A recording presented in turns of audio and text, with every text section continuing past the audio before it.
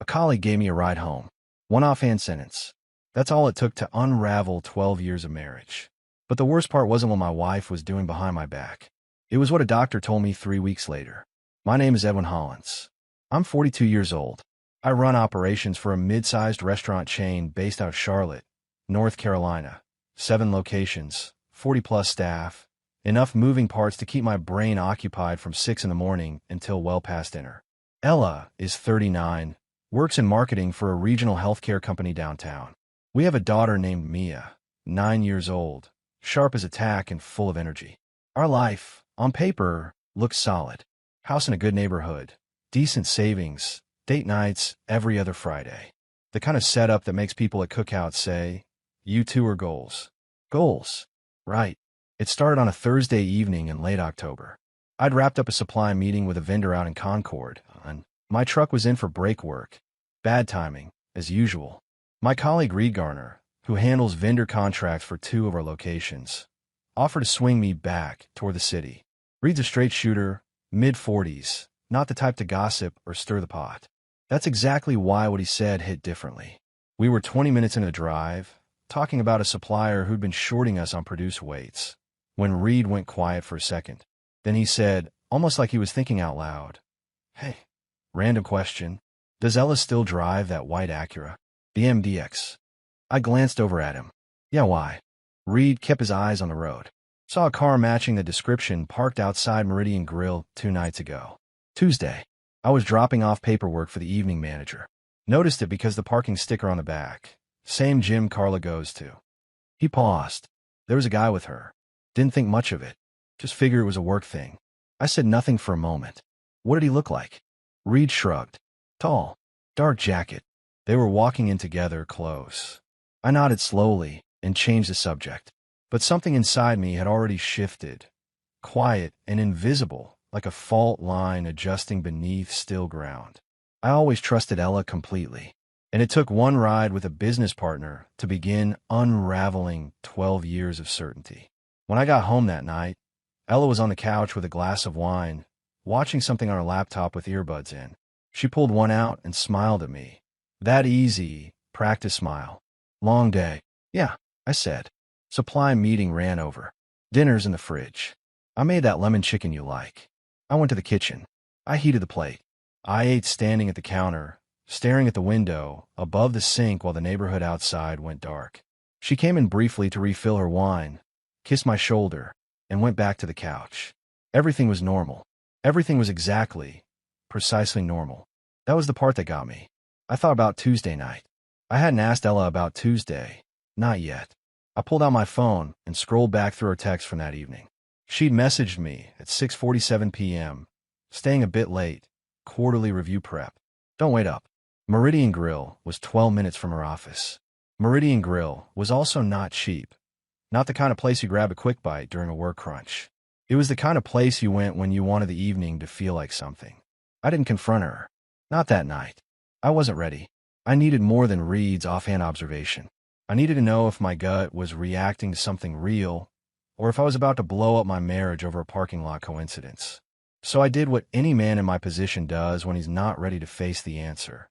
I made a mental note, said good night to my wife, and lay in the dark next to her listening to her breathe.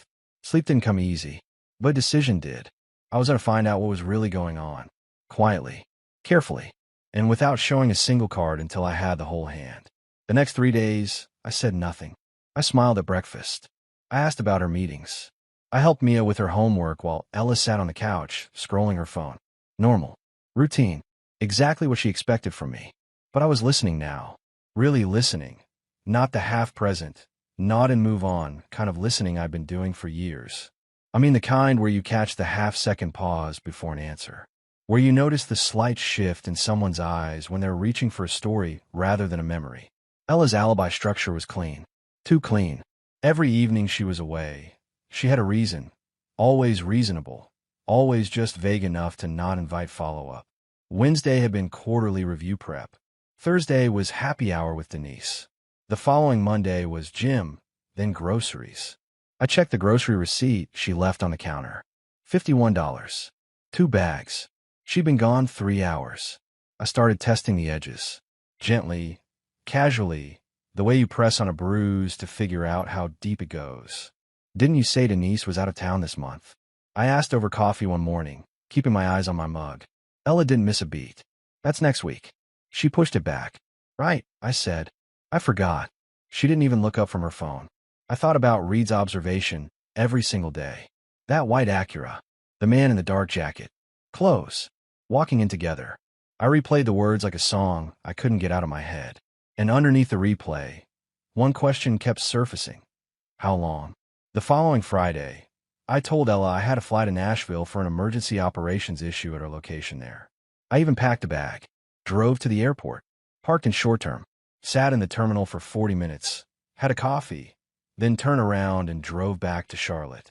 I parked 3 blocks from Meridian Grill at 6:15 p.m. By 7:02, Ella's white Acura pulled into the lot. She stepped out in that charcoal wrap dress I hadn't seen in months, heels I didn't recognize, hair down.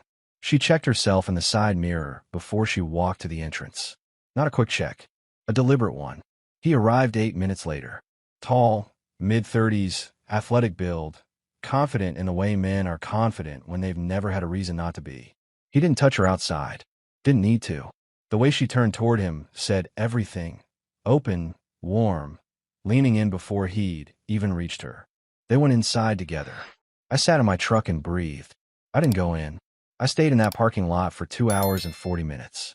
When they came out, she was laughing at something he'd said, her hand briefly touching his arm before she caught herself and pulled it back. Old habit, new discipline.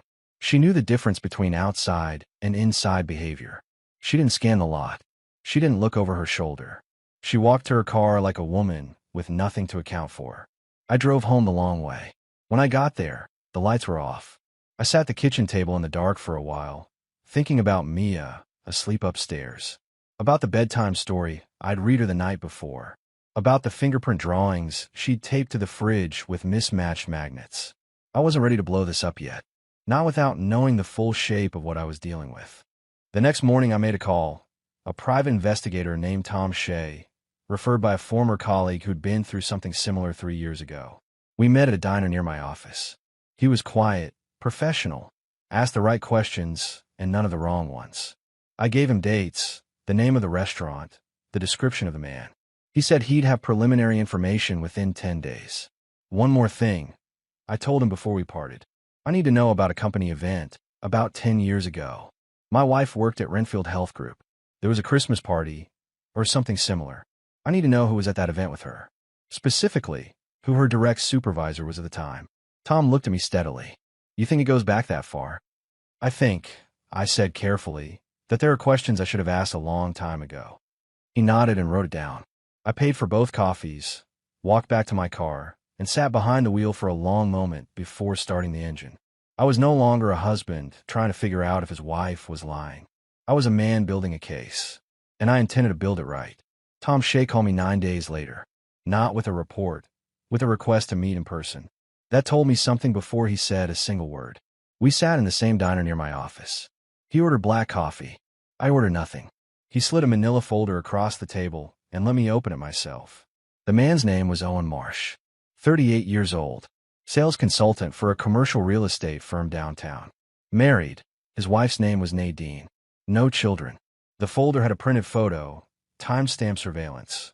Owen and Ella walking into Meridian Grill. Another shot from a different evening outside a wine bar on South End. A third one, the one that made my jaw tighten, taken through a restaurant window. Ella's hand across the table, her fingers resting on top of his. How long? I asked. Tom wrapped both hands around his mug. Based on what I could establish, at least 7 months. Possibly longer. They're careful, but not invisible. Same 2 or 3 locations. Always weekday evenings, never weekends. Never weekends. Because weekends were for family. For Mia. For me. I closed the folder. What about the other thing I asked you to look into? Renfield Health Group. The company event 10 years ago. Tom nodded slowly. That took some doing. He pulled a second sheet from his jacket pocket, printed email records, a staff directory from a company event, a name circled in blue pen. Her direct supervisor at the time of the annual retreat, 11 years ago, to be exact, was a man named Kurt Strickland. senior marketing director, 44 now, still in the area, runs his own consulting firm out of Ballantyne. I stare at the name. Was there any indication they were close? Outside of work, close enough that two former colleagues I spoke to, off the record, remembered them being inseparable at that retreat. One described it as, Tom glanced at his notes, the kind of close that makes people uncomfortable at work the following Monday. I sat back in the booth. Ella had come home from that retreat on a Sunday night. I remembered it clearly because I'd picked her up from the airport. She'd looked tired and quiet in a way I'd chalked up to a long weekend. We'd stopped for food on the way home. She'd barely eaten. She told me she was just exhausted. Mia was born 8 months, and 3 weeks later. I thanked Tom. I paid for coffee. I walked to my truck and sat behind the wheel without starting the engine for a long time. The math was already running in my head. The kind of math you don't want to do, but can't stop once it starts. That night, I ordered a home DNA kit online. 2-day shipping. I used a separate email account and a prepaid card I'd picked up at a pharmacy on the way home. When Ella asked what I was doing on my laptop, I told her I was reviewing vendor invoices. She nodded and went back to her show. I watched her from the corner of my eye and felt something quietly close inside me, like a door shutting in a part of my chest I hadn't known was still open. Whatever came next, I was going to face it with both eyes open and every fact in hand. The kit arrived on a Wednesday while Ella was at work and Mia was at school. I signed for it at the door, went straight to the kitchen, and read the instructions twice before I did anything else. The process was straightforward. I used a swab from my own cheek. For Mia's sample, a second swab, taken from her toothbrush in the bathroom, she used every morning. The instructions said that was acceptable. I sealed both samples in the labeled pouches, registered the kit number online using the separate email, and drove to the post office during my lunch break. Then I waited. 12 days felt like 12 months. I kept my routine intact. Every morning, I made coffee for 2. Every evening, I asked Ella about her day and listened to answers that were smooth and unremarkable. I watched her interact with Mia, the way she helped her with her backpack, braided her hair on Thursday mornings, called her Bug, in that easy, affectionate tone. Ella was a good mother. I had never doubted that. But a good mother and an honest wife were not always the same person. I also scheduled something else during those 12 days, something I'd been avoiding for reasons I couldn't fully explain, even to myself. I called a men's health clinic on the east side of Charlotte and booked a complete fertility evaluation. When I arrived, the doctor, a quiet, methodical man in his early 50s, asked me a standard set of questions about our history. How long had we been trying before our daughter? What results, if any, we'd sought from medical professionals at the time. I told him we hadn't seen anyone, that we just kept trying, and eventually it worked. He asked if I'd like to proceed with a full panel. I said yes. The results came back 4 days later. I sat in the examination room and listened to the doctor explain, in measured clinical language, that my sperm count was severely below normal, in the lowest 2% of men tested at this clinic. He used words like motility and morphology and subfertility. He said that natural conception, in my case, was not impossible, but that the statistical probability was, in his professional opinion, extremely low. Less than 2%, he said. Perhaps significantly less, depending on additional factors. I asked him plainly, could a man with these results have fathered a child naturally, without medical intervention? He was quiet for a moment. It's not something I can rule out entirely, he said carefully, but I would be doing you a disservice if I called it likely. I thanked him. I got in my truck. I drove to a park near my office and sat on a bench by the pond for 40 minutes without moving. Less than 2%. Mia was 9 years old. I had coached her t-ball team. I had held her hand during every thunderstorm. I had read her the same 3 picture books so many times I could recite them from memory. I had been her father in every way I knew how to be. And now a clinical report was telling me that her existence, the way it happened, the timing, the story I'd been handed, didn't add up. The DNA kit results arrived 2 days later. I opened the envelope alone at my kitchen table, the house empty, the afternoon light coming flat and gray through the blinds. I read the result once. Then I set the paper down flat on the table and pressed both palms against the surface, breathing steadily. Probability of paternity, 0%. I stood up, walked to the garage, picked up a ceramic planter that had been sitting on the workbench since last spring. the one Ella had bought and never used, and hurled it against the concrete wall. It shattered into a dozen pieces. I stood there looking at the fragments on the floor, chest heaving, fists clenched. Then I bent down, picked up every piece, dropped them in the trash, and went back inside. I sat at the kitchen table again. I looked at Mia's drawing on the fridge. Her name written in purple crayon in the bottom right corner, letters still a little uneven. I picked up my phone and called Daniel Mercer. "I need to meet," I said when he answered. "Soon. I have everything." I didn't tell anyone what I'd found. Not yet. The DNA results sat in my jacket's interior pocket for 3 days like a coal burning through the lining, and I went about my life as if nothing had changed. I reviewed staffing reports. I handled a vendor dispute at our uptown location. I made pancakes on Saturday morning and cut Mia's into triangles the way she liked. Normal. Steady. The face of a man who had not just watched his entire understanding of the last 9 years come apart at the seams. It was a Tuesday afternoon pickup at Mia's school that undid me. I arrived early, unusual for me, but I'd left work late that day. I waited near the main entrance with a handful of other parents, hands in my pockets, half watching the doors. When they opened and the kids came streaming out, I spotted Mia immediately. Purple backpack, one pigtail already half loose, the way it always was by end of day. She was walking beside another girl. Taller, dark-haired, same age. They were laughing about something, heads together. As they got closer, I caught the girl's profile and felt something go rigid in my chest. The cheekbones, the set of the eyes, the way her brow tilted slightly when she laughed. I'd seen that face before, in the folder Tom Shay had put on the diner table. Mia stopped in front of me and grabbed my hand. "Dad, this is Sophie. We're in the same reading group."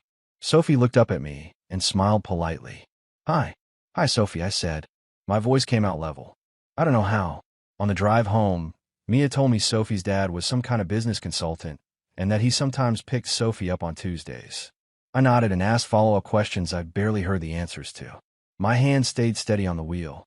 Inside, I was already doing the arithmetic that no father should have to do. Sophie Strickland. Same school. Same reading group. Same face. That night, after Mia was asleep, I went to the garage. I stood at the workbench and picked up a ceramic bowl that had been sitting there since last summer. One of Ella's decorating projects she'd abandoned halfway through. I stared at it for a long moment. Then I hurled it against the far wall. It burst apart with a sharp report against the concrete. I stood there watching the pieces settle on the floor, chest heaving, jaw locked. Then I cleaned it up. Every fragment. Swept the dust into the trash. Turned off the garage light and went inside. I didn't sleep much that night. But by morning, I had made a decision about Kurt Strickland. I went back to Tom Shay first. I needed one more piece. Kurt's current routine, his office address, whether he was aware that Mia existed. Tom turned it around in 4 days. Kurt Strickland ran a marketing consultancy out of a suite in Ballantyne. Married 15 years, 2 kids, a son, 12, and a daughter, 9. His daughter's name was Sophie. I read that line twice. Tom's report noted no indication that Strickland had any knowledge of Mia or of Ella's pregnancy from 11 years ago. As far as anyone could tell, he had walked away from that retreat and moved forward with his career and his family without ever looking back. I sat with that information for 2 days. I thought about what it meant to tell him. I thought about what it meant not to.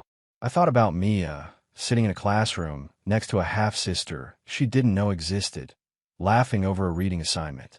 And I thought about Ella, who had known all of this, who had come home from that retreat quiet and pale, said she was just tired, who had told me a few weeks later, with bright eyes and shaking hands, that she was pregnant, who had watched me turn into a father, fully, completely, without reservation, while carrying a secret that could have unraveled everything from day one. I thought about that for a long time. Then I called Daniel Mercer and told him I was ready to move. Daniel Mercer's office was on the 14th floor of a building on Tryon Street. Clean, quiet, the kind of place that smelled like leather and careful thinking. He was a compact man in his early 50s, precise, unhurried, the type to let you finish your sentences before he responded. I'd been referred to him by a colleague 2 years ago and never thought I'd actually need him. I laid everything on his desk. Tom Shay's reports, the DNA result, the medical panel from the fertility clinic, the time-stamped photographs of Ella and Owen Marsh. Daniel read through it without expression, making occasional notes in the margin of a yellow legal pad. When he finished, he looked up. "This is thorough," he said. "You've done the groundwork well. I want to know where I stand." I told him. All of it. The marriage, the paternity, what the court could do. Daniel set his pen down. On the marriage, given documented adultery, North Carolina is a fault state for divorce purposes if you choose to pursue it. The evidence you have is strong. He paused. On the paternity, this is where it gets complicated. You've been the legal father for 9 years. Even with a DNA result of 0, the court may not automatically sever that status. You could be required to continue financial support regardless of biology, depending on how the case is argued. I stared at him. So I could be legally responsible for a child that isn't mine, because I didn't know she wasn't mine? In several states, including this one, that's a very real possibility, Daniel said evenly. It's not a given, but it's a risk. Her attorney could argue established paternal relationship, emotional bond, best interests of the child. The air in the room felt thick. I exhaled slowly. What about the biological father? Kurt Strickland. Daniel nodded. If you choose to notify him, and if he acknowledges paternity, voluntarily or through a court-ordered test, that changes the landscape considerably. A confirmed biological father in the picture shifts legal and financial responsibility in your direction. I want him notified, I said. Daniel made a note. I can draft a formal letter through my office, or you can do it personally. I'd recommend through counsel. Keeps it clean. Through you, I said. Keep it clean. He nodded.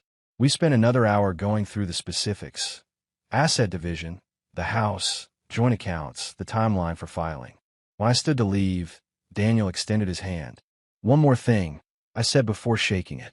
Her attorney is going to argue that I knew, or should have known, that there were fertility questions and that I tacitly accepted the situation. Daniel's expression didn't shift. I've heard that argument before. We'll be ready for it. You have the medical records. You have the documentation that you never underwent any evaluation prior to the pregnancy. That's not tacit acceptance. That's a husband who trusted his wife. A husband who trusted his wife. I shook his hand and left. On the drive home, I took the long route, through the older neighborhoods where the oak trees still had their leaves. I thought about Mia. I thought about what I was going to do about the fact that I loved her, completely, without qualification, and also could not stay inside the lie that had built her place in my life. The two things didn't cancel each other out, but they couldn't coexist forever, either. I had to choose what kind of man I was going to be on the other side of this, and I already knew the answer. I chose a Friday evening, not because it was dramatic, not because I wanted a scene, but because Mia had a sleepover at her friend's house, and I needed the house empty of everything that mattered before I opened the door to what was coming. I spent that afternoon methodically. I pulled Ella's clothes from the closet, dresses, blouses, the shoes lined up on the lower rack, and packed them into 2 large suitcases. Not recklessly, not with anger driving my hands. Deliberately. Folded where folding made sense, stacked where it didn't. I left her jewelry in the bathroom drawer because some of it had been her grandmother's, and I wasn't going to be the kind of man who used sentiment as a weapon. I pulled her toiletries from the cabinet under the sink and set them in a tote bag beside the suitcases. I left her side of the closet open and bare. Then I sat down at the kitchen table with a glass of water and waited. She walked in at 6:42 p.m. I heard the garage door, heard her keys hit the bowl by the door, heard the familiar rhythm of her heels on the tile. She came into the kitchen already talking, something about traffic on the interstate, and stopped mid-sentence when she saw the suitcases standing by the hallway entrance. The color shifted in her face. Just slightly. Just enough. "What is this?" she asked. "Sit down, Ella," I said. She didn't sit. She stayed where she was, one hand still holding her bag strap, eyes moving between me and the luggage. "Edwin, what is going on?" I set 3 items on the table in front of me. Tom Shea's photo report, the DNA result, the medical panel from the clinic. I placed them in a row, evenly spaced, and looked up at her. "Oh, Marsh," I said. 7 months that I know of. Probably longer. She opened her mouth. I held up one hand. The DNA result. I continued, keeping my voice level and steady. "Mia is not my biological daughter. Probability of paternity, 0. Something moved through her expression. Not guilt, not grief. Something more complicated and harder to name. She set her bag down slowly on the counter. In the medical report, I finished. My fertility numbers. Less than 2% probability of natural conception. Which means you knew, or should have known, that there was a serious question about me as parentage. And you said nothing. For 9 years. The silence between us had weight to it. She stood very still. Then she said, quietly, you stopped being present. You were always at work, always managing someone else's problem. I was invisible in this marriage long before Owen. That's not a confession, I said. That's a deflection. Try again. Her jaw tightened. You want me to apologize for surviving a marriage where I felt completely alone. I want you to acknowledge, I said evenly, that you came home from a corporate retreat 11 years ago, knowing you might be pregnant by your supervisor, and you let me raise that child for 9 years without ever telling me the truth. That's not loneliness, Ella. That's a choice. A deliberate, sustained choice. She looked away. A muscle in her jaw moved. And while you were processing your loneliness, I added, you were apparently finding time to see Owen Marsh on Tuesday evenings. Meridian Grill. The wine bar on South End. Any of that ring a bell? She looked back at me then. Her eyes were dry. That told me something. You had me followed. I had the truth followed, I said. It led me to you. She pulled out the chair across from me and sat. She folded her hands on the table. When she spoke again, her voice was controlled, measured in a way that told me she'd thought about this conversation, at least in some version, before tonight. So what now? You throw me out and play the victim? I'm not playing anything, I replied. I'm ending a marriage that was built on a foundation you hollowed out before it was even finished. You're leaving tonight. The suitcases are packed. I left your grandmother's jewelry. It's in the bathroom drawer. You can't just. I already spoke with Daniel Mercer, I said. Papers are being prepared.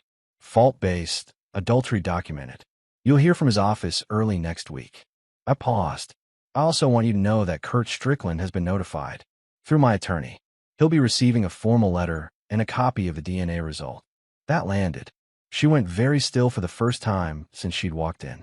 The controlled composure she'd been maintaining shifted. Not into tears, but into something colder. Something that looked like calculation interrupted. You had no right, she said low and tight. He has a daughter in Mia's class. I replied. He has the right to know. And frankly, so does his wife. She stood up. She grabbed her bag from the counter. She looked at the suitcases, then back at me. And for a moment I thought she might say something. Something real. Something that acknowledged the actual shape of what she'd done. But she didn't.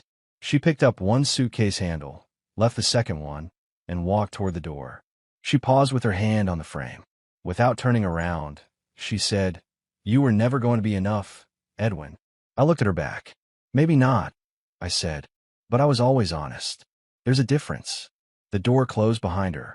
I sat at the kitchen table for a long time after that. The house was quiet in a way it hadn't been in years. Not the quiet of a family winding down for the night, but the quiet of a space that had finally stopped pretending. I picked up my phone and texted Mia. Sleep well, bug. See you tomorrow. Her response came back in under a minute. A string of emojis and a hand-drawn heart photographed with her friend's tablet. I set the phone down. I breathed. And for the first time in weeks, the air in the room felt like it belonged to me. The weekend passed quietly. I picked Mia up from her sleepover Saturday morning, made her favorite breakfast, scrambled eggs and toast with the crust cut off, and spent the afternoon at the park throwing a frisbee until my arm ached. She didn't ask where her mother was. Kids carry more awareness than we give them credit for, and Mia had always been perceptive beyond her years. She'd ask when she was ready. I'd answer honestly, in the way a 9-year-old needed to hear it, when that moment came. Sunday evening, I was reviewing the draft separation agreement Daniel had emailed when my phone rang. Unknown number, local area code. I almost let go to voicemail. Something made me answer. Is this Edwin Hollins? The voice was a woman's, steady, but with something underneath it that sounded like a person holding themselves together through force of will. It is, I said. A short pause. My name is Nadine Marsh. I think you know why I'm calling. I set down the laptop. Yes, I do. Another pause, longer this time. I found the letter from your attorney's office this morning. Owen left it on the kitchen counter. I don't know if he forgot it was there or if he wanted me to see it. I read it twice before I called him at work. Her voice remained controlled, but barely. He didn't deny it. I'm sorry, I said. And I meant it not as a formality, but as one person to another who understood exactly the specific weight of that kind of mourning. How long did you know? She asked. About 3 weeks with certainty, I told her. I had suspicions before that. A colleague saw them together. That's what started it. She was quiet for a moment. 7 months, he told me. He said it was 7 months. She let out a short, humorless breath. I believed him when he said it was nothing last spring. He told me I was imagining things. That phrase hit somewhere familiar. They're good at that, I said. Yes. A pause. I wanted to call you because I don't know exactly. Because I thought you deserved to know it wasn't just your marriage falling apart. And because I wanted to hear from someone who'd already been through the worst part of finding out. She stopped. Does it get easier? Knowing. I thought about that honestly before I answered. Knowing is actually the easier part, I said. It's the not knowing that grinds you down. Once you know, you can move. You can make decisions. You have ground under your feet again. She absorbed that. Your daughter, she said carefully. I read the letter. I understand there's more to this than just Owen. There is, I confirmed. But I'm handling it. Is she okay? Nadine asked. Your daughter. The question surprised me. Not its content, but its kindness. She's good, I said. She's resilient. She's 9, and she throws a frisbee better than I do. So, I think she's going to be fine. A small, genuine sound on the line. Almost a laugh, almost not. I hope so, Nadine said quietly. I hope you both are. We said goodbye shortly after. No exchange of information, no plans to speak again. Just two people who'd been living adjacent to the same deception, briefly sharing the weight of it before each going back to carry their own. I sat for a while after the call. Then I opened Daniel's email again and read the draft agreement carefully, making notes in the margins where I had questions. 3 days later, Daniel called to tell me that Kurt Strickland had contacted his office. He wasn't contesting the DNA result. He was, however, requesting time to consult with his own attorney before responding formally. He's not running, Daniel told me. In my experience, that means he's going to engage. Good, I said. That same week, Ella's attorney sent a preliminary response to our filing. It included, as Daniel had anticipated, the argument that I had tacitly accepted an uncertain paternity situation by never seeking medical evaluation during our years of trying to conceive. It was worded carefully and argued with precision. Daniel called me after he read it. They're going to push this angle hard, he said. But your medical records are clean. You went to that clinic on your own initiative, with no prior testing on record. That's not a man who accepted uncertainty. That's a man who trusted his wife. So we push back, I said. We push back, Daniel confirmed. And we win. I trusted him. I had learned recently, in the most expensive way possible, the difference between trust that was earned and trust that was simply assumed. Daniel Mercer had earned his. The divorce proceedings moved the way Daniel had promised, methodically, without shortcuts, and with every document in its proper place. Ella's attorney pushed the tacit acceptance argument for 3 weeks before Daniel dismantled it in a written response that was, in his words, surgical. My medical records showed no prior fertility evaluation at any point during our marriage. No counseling, no clinical referral, no record of any kind that I had ever been informed or invited to question Mia's parentage. A man who had simply trusted his wife and been given no reason to do otherwise. The fault-based adultery filing stood. The photographs from Tom Shea's surveillance, combined with the time-stamped evidence, left Ella's side with very little room to maneuver on that front. What consumed more of my thinking, more than the asset division, more than the house, more than the joint accounts we were methodically separating, was the question of Mia. I sat across from Daniel one afternoon in late November and laid it out plainly. I told him what I decided. He listened without interrupting, which was one of the things I respected most about him. I'm not going to contest custody, I said. I'm not going to fight for legal paternity. Mia is not my biological daughter. That is a fact. And the relationship I have with her, everything it was built on, was constructed on a lie I never consented to. I can love her. I do love her. But I cannot build the rest of my life on a foundation that was laid without my knowledge or my consent. Daniel was quiet for a moment. That's not the decision most men in your position make, he said carefully. You understand that it means walking away from the legal parental relationship entirely. I understand, I said. I'm not walking away from Mia the person. I'm stepping back from a legal status that was assigned to me through deception. Those are different things. He made a note. What about ongoing contact? That's between me and Mia, when she's old enough to understand the full picture. I said, right now, she needs stability. She needs her mother, whatever that looks like. She doesn't need a custody battle layered on top of everything else. Daniel nodded slowly. He wrote it down. And you're aware that relinquishing legal paternity, under these circumstances, also removes your financial obligation? I'm aware, I said. Kurt Strickland has been notified. He'll carry that responsibility. It belongs to him. We sat with that for a moment.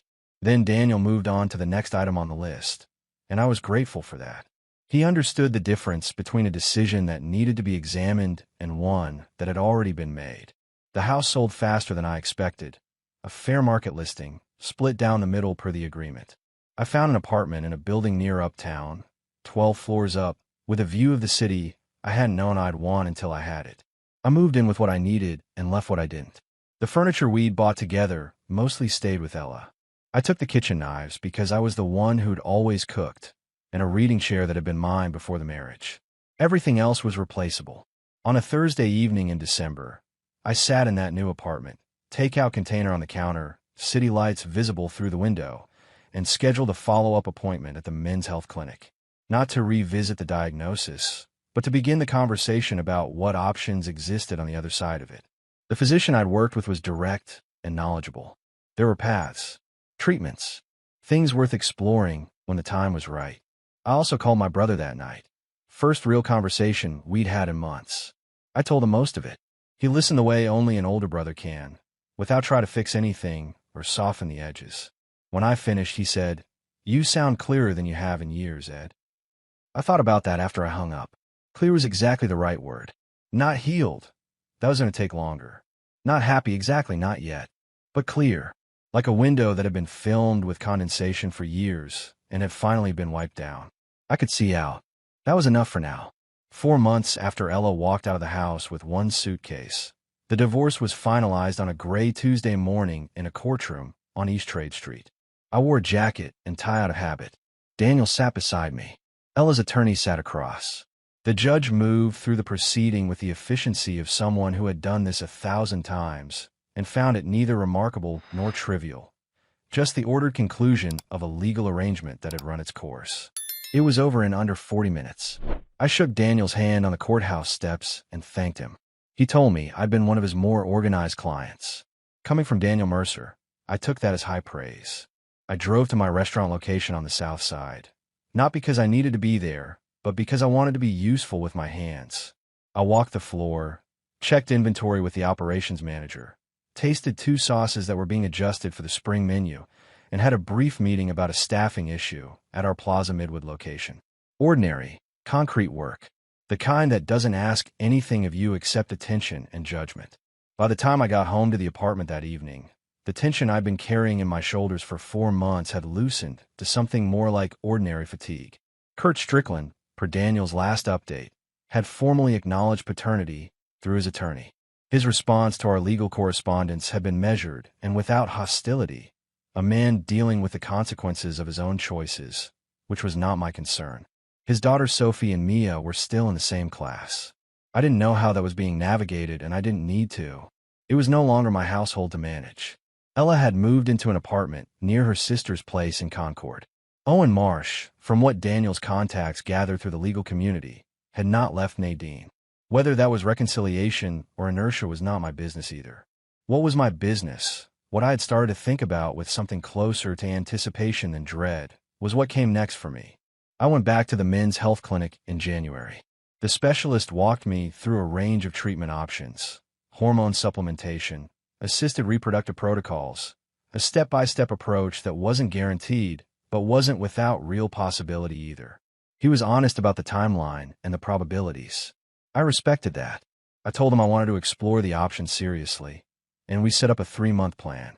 I also spent a long evening in February writing out, not for anyone else, just for myself, the terms I intended to bring into any future relationship, not as a list of demands, but as the architecture of a life I was building with my eyes fully open this time. At the top of that list, honesty, early and without exception.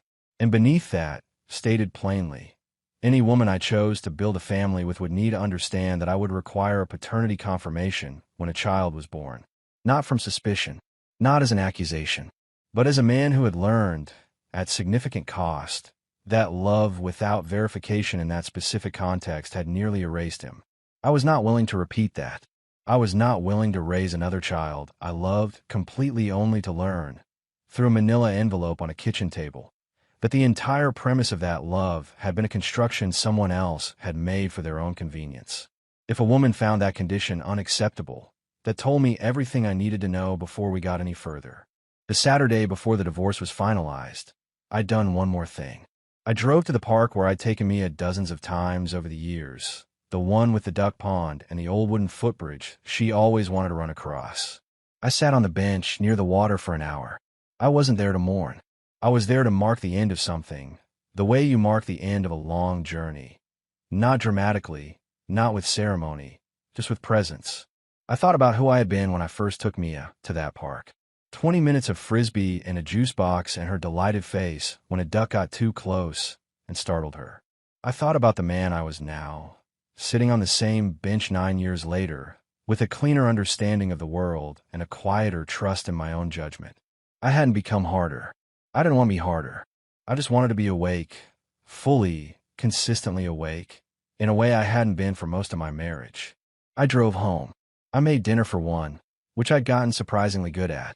I sat by the window and ate while the city went dark below and the lights came on one by one, the way they always had, indifferent and steady. I was 42 years old.